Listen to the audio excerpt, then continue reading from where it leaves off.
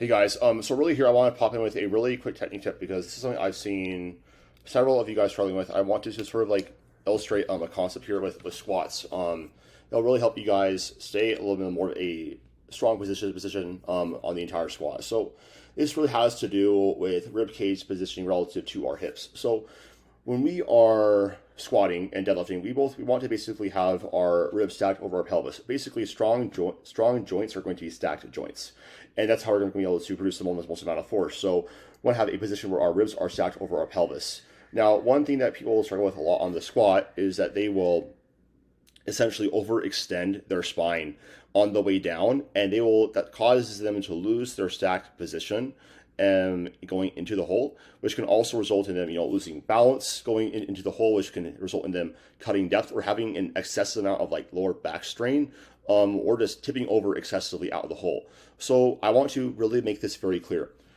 The way that we keep our extension on the eccentric part of the movement is by bracing really hard into our belt. It is not necessarily by thinking, okay, like chest up or whatever.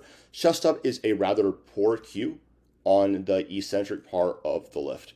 We want to think of basically bracing into our belt, but to keep that good positioning on the way down. And then once we hit the hole hard and we're trying to come up, then we can cue extension and chest up coming out of the hole, but not going down. We want to keep our ribs stacked, and that really has to do with how we are also going to be unracking the weight. So when you're racking the weight, I have a video on this, but we want to unrack the weight with our hips underneath the bar, because that's going to basically allow our ribs to be stacked over our hips. So if you look at how I'm squatting right here, you can see how I am just bracing really hard into my belt. I'm not thinking of chest up at all.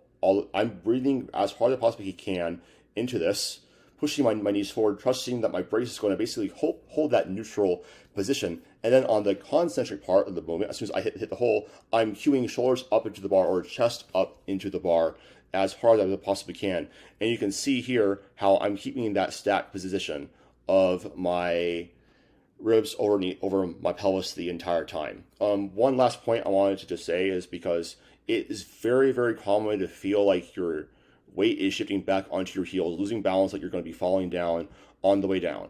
A really simple cue is to have more big toe awareness and pressure and be a little more okay with having that pressure on your big toe. You can see how on these first few reps, I do a pretty good job of not having, overly reliance onto my feet. We're going back to my heels. However, you can see that on this last one in particular, it slows down quite a bit because I shift my weight a little bit more back onto my heels. So really simple cue is just big toe pressure and being a little bit more aware of what that's doing out of the hole. That's actually going to allow you to actually use your adductors on the inside of your thighs. And those are really, really important hip extensor. So foot pressure absolutely plays a big role in what muscles that we're actually recruiting. So basically like going into the hole, biasing a little bit more towards your heels as you do descend into the hole is actually probably pretty smart. However, coming out of the hole, we want to, now this is the kind of saying you still want to have your weight over your midfoot the entire time, but you're gonna have like slight biases in pressure throughout the lift.